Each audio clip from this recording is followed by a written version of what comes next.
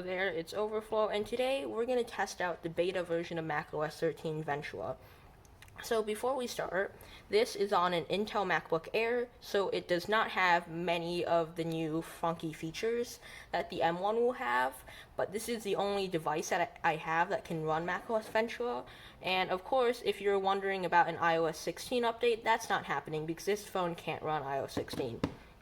So, to get started, you might have already noticed something new. So this is, in fact, the About This Mac. Go away, Safari. Go away. So this is the About This Mac screen, which they changed quite a lot. I don't really like this design because I feel like the previous design was just like much better integrated. And instead of having to go like find everything else in another app, they just kind of did this. So now you can't see like your actual display, you can't see your storage and all the support things, which is really annoying. And I don't want to like use this a lot whenever I talk about Apple, but Apple, if it ain't broke, don't fix it. And before y'all ask about this weird janky recording angle, so this MacBook, since it's an Intel one, is severely underpowered and it looks like crap if I record with OBS. So we're just going to do this janky camera angle instead. So another pretty new thing that they changed was settings. So now with settings, it looks quite different. It has the iOS or iPadOS thing, so those icons, they're no more. So instead, you have the sidebar variation. It feels okay, and I don't think it's gonna like hurt productivity because you're not gonna be working in settings a lot. But what I will say is that it's definitely gonna take some getting used to, and you may not like it, but it's not bad. So I'll just give it a try before hitting on it. And you still have the new appearance, and of course, if I can find it, they added the new wallpaper. So, this is the new macOS 13 wallpaper. It looks really dope, and I bet it looks better if it was on, a better display. So, of course, there's also this colors thing, which is just the normal desktop background colors, like these blank colors. So, I'll just stay it on this graphic, because I really do like this wallpaper. And another thing that they added was more spotlight features.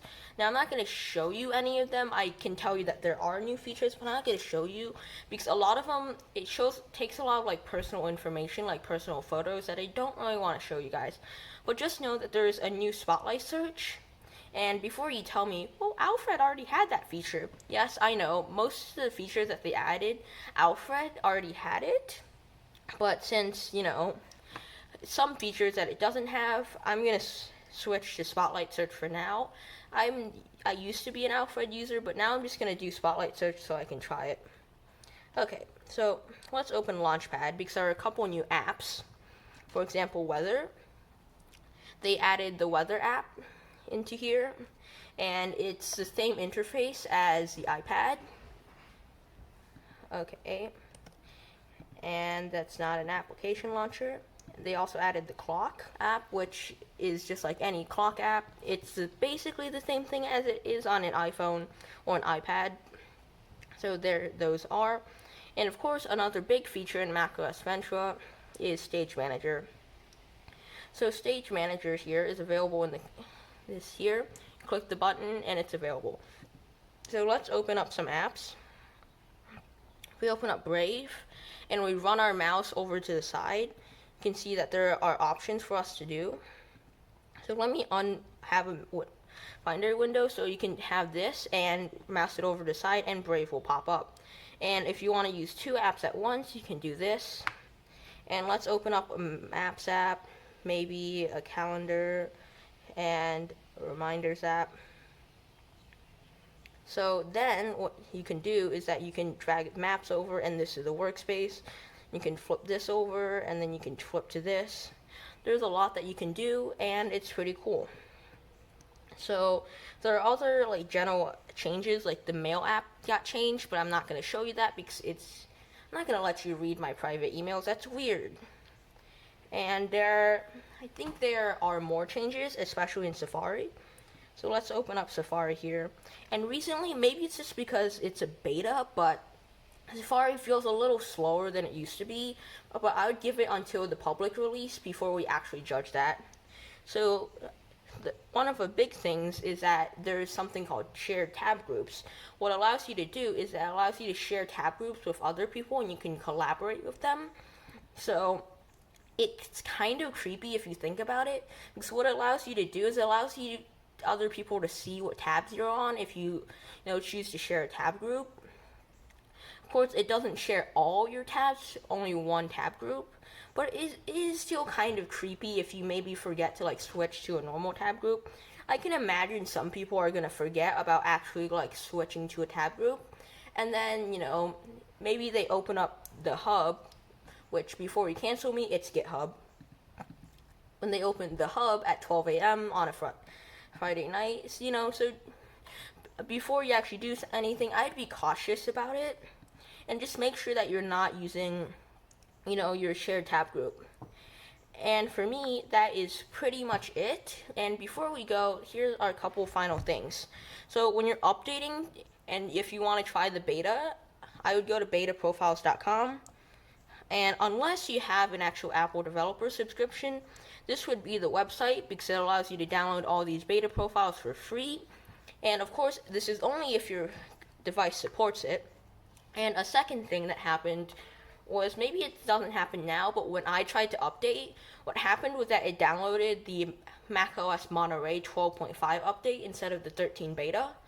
And I got scammed out of 12 gigs of storage from that. So just be aware that you're downloading the correct app. And a couple more things. So there are also iMessage improvements that you see on any other system like iOS, watchOS. There are those improvements which allows you to edit, and you can reply, you can do all of these fancy things. But since I don't want to show you any of my messages, I'm not going to pull that up. So here are my final thoughts.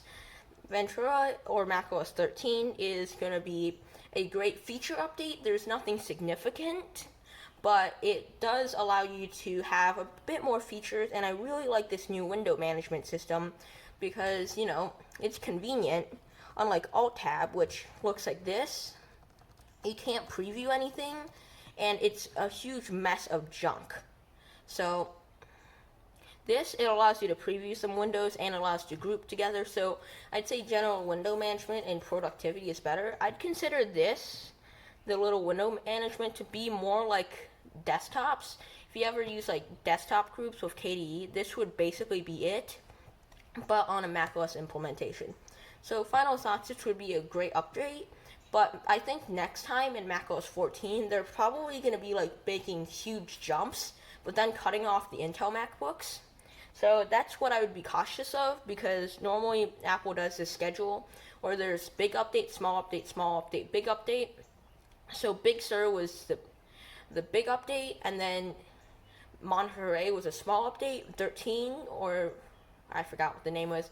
13 would be a small update, and then 14 would be big update. And what I'm assuming here is that they're going to cut off, maybe Apple will do this, maybe I'm not, this is more of a prediction, but maybe Apple will just cut off all Intel Macs from macOS 14 and do something really huge to make M1 Macs super good. I don't know what they're going to do, but that's what it feels like it, and that's my prediction. So there's it for my review of macOS 13. Thank you for watching, and I'll maybe see you next year when they drop 14, or maybe they'll just cut it off for Intel Macs. But that's it. See ya.